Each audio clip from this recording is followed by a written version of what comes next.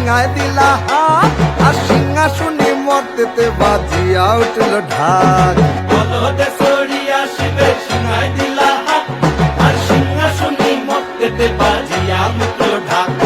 শিবের সনে কার্তিক গণেশ লক্ষ্মী সরস্বতী, শিবের সঙ্গে কার্তিক গণেশ লক্ষ্মী সরস্বতী। আশ্বিন মাসে বাপের বাড়ি আসেন ভগবতী। আশ্বিন মাসে বাপের বাড়ি আসেন ভগবতী। বলো দৌড়িয়ে